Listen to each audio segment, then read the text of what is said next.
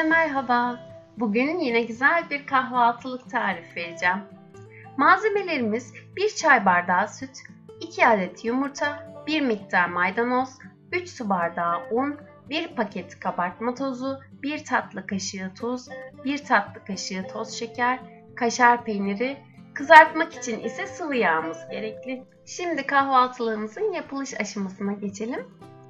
Evet, gördüğünüz gibi bu miktarda kaşar peyniri yeterli. Rendenin iri gözüyle kaşar peynirimizi rendeliyoruz. İsterseniz diğer peynirlerden de kullanabilirsiniz. Evinizde hangi peynir varsa onu kullanmakta serbestsiniz. Sonuçta güzel bir aroma veriyor. Evet, böyle rendeledim kaşar peynirimi. O bir kenarda dururken bir miktar, gördüğünüz kadar yine yeterli olacaktır, maydanozumuzu küçük küçük doğruyoruz. Çok aşırı miktarda doğramayın. Yani o zaman görüntüsü de çok hoş olmayacak ve yanıklar oluşturacaktır kahvaltılığımızın içerisinde. Bu kadar yeterlidir. Şimdi 2 yumurtamızı bir kaba alalım. Güzelce yumurtamızı çırpalım. Yine her attığımız malzemeyi döktükten sonra güzelce çırparsak daha güzel bir karışım elde etmiş olacağız. Evet, yumurtamızı güzelce çırptım. Kahvaltılığı çok seveceksiniz. Mutlaka denemenizi tavsiye ediyorum. 1 çay bardağı sütümüzü ekledim.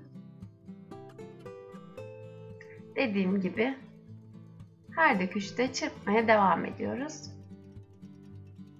Şimdi sırada 1 tatlı kaşığı tuz ve 1 tatlı kaşığı şekerimizi yine karışımımıza ekliyorum ve çırpmaya devam ettim.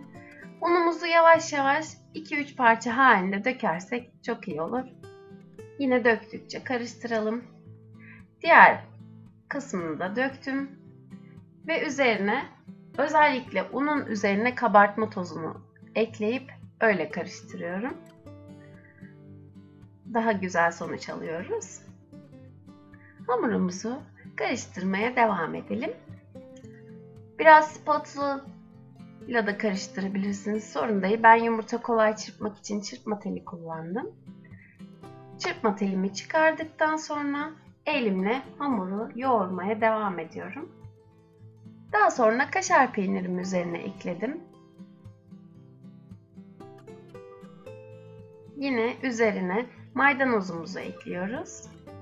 Evet, şimdi ekleyelim ve hamurumuzun içerisine homojen şekilde karışmasını sağlayalım.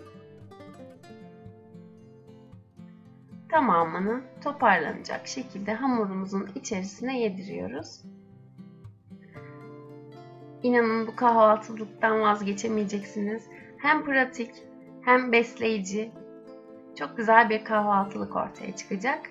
Şimdi hamurumuz iyice yoğruldu. Tamamen kaşar peyniri ve maydanoz içerisine karıştığı için yoğurma aşamasını burada tamamlayabiliriz. Şimdi hamurumuzun açma aşamasına geçebiliriz. Tezgahımızı güzelce unluyoruz yapışmaması için. Hamurumuzu ortasına koyalım. Şimdi hamurumuzun açma şeklini göstereceğim. Evet, arkası yapışmasın diye koydum ve merdane ile güzelce hamurumuzu 1 ya da 1,5 santim kalınlığında olacak şekilde tezgahımızda güzelce açıyoruz. Yine görselde görüyorsunuz. Arkası önü yapışmaması için ters çevirdim. Güzelce tezgahımızda hamurumuzu açtık. Bu şekilde tüm aşamalarını görün istedim. Ne kadar incelikte olduğunu. Şimdi ben şekilli bir kalıp kullandım. İsterseniz su bardağı ağzıyla kesebilirsiniz hamurunuzu. İsterseniz tabii değişik şekillerde kalıplarınız varsa sizler de o kalıpları kullanabilirsiniz. Ne arzu ederseniz. Ben elimde olan bir kalıbı kullanacağım şimdi. Hatta isterseniz yuvarlak şekilde tamamen açıp baklava dilimlerini ayırıp o şekilde de pişirebilirsiniz. Havuç dilimi şeklinde ayırıp tavanıza o şekilde de yapabilirsiniz. Nasıl arzu ederseniz. Evet, ben elimdeki kalıbı şu şekilde kullandım. 1-1,5 santim kalınlığında hamuru açtıktan sonra şekilli kalıbımla hamurumuzu kesiyorum. Bu şekilde hem pratik oluyor hem güzel bir görsel elde etmiş oluyoruz. Tamamen hamurumuzu bitinceye kadar her seferinde açıp tezgahımızda tekrar kesme işlemi uygulayıp birazdan kızartma işlemine geçeceğiz. Evet, tezgahtan şöyle ayırıyorum.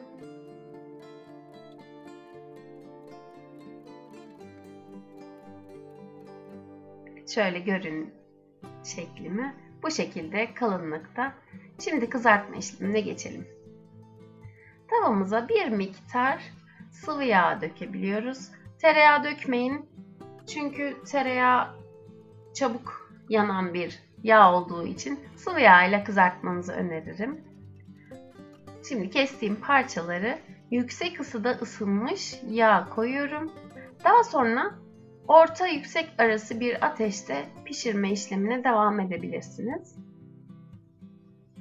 2-3 dakika sonra bir tarafı kızarmış olan kahvaltılığımızı çeviriyorum. Gördüğünüz gibi çok güzel kabardılar, kat kat oldular. Kızardı ve diğer tarafında yine 2-3 dakika bekleyecek şekilde kızarınca tavadan alabilirsiniz. Evet, işlemimiz bitti. Şöyle arkalarını kızardı.